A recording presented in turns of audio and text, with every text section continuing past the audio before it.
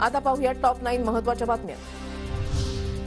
मराठा आरक्षणाला आव्हान देणारी याचिका हायकोर्टाने स्वीकारली, मात्र तातडीच्या सुनावणीला नकार, पुढच्या आठवड्यामध्ये सुनावणी। केंद्रीय अर्थसंकल्पामध्ये महाराष्ट्रामधील रेल्वे प्रकल्पांसाठी 15,554 कोटी रुपयांची तरतूद, राज्यामधील रेल्वे प्रकल्पांना गती मिळण्याची शक्यता। समृद्धी महामार्गावर खासगी बसचा भीषण अपघात, नागपूरहून पुण्याला जाणाऱ्या खासगी ट्रॅव्हल्सला ट्रकची जोरदार धडक, 10 ते 12 प्रवासी गंभीर जखमी।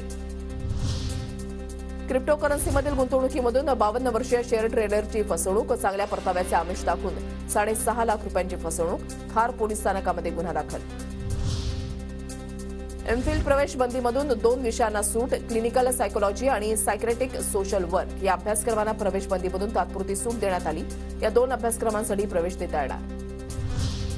राज्यातील निवासी डॉक्टर संपावर जाणार, 28 वेळा पत्र पाठवून सुद्धा मागण्या अपूर्णच, 7 तारखेपासून राज्यातील रुग्णसेवेवर परिणाम। कोरोना काळामधील व्यवहारांबाबत ईडी आणि आर्थिक गुन्हे शाखेचा चौकशीचा ससेमिरा थांबवा, महापालिका अभियंता संघटनेची मुंबई उच्च न्यायालयामध्ये धाव। महाराष्ट्र राज्य कला संचालनालय आयोजित इंटरमिजिएट परीक्षेमध्ये 3,42,000 विद्यार्थी उत्तीर्ण, अब्दुल जमादार महाराष्ट्रामधून अव्वल।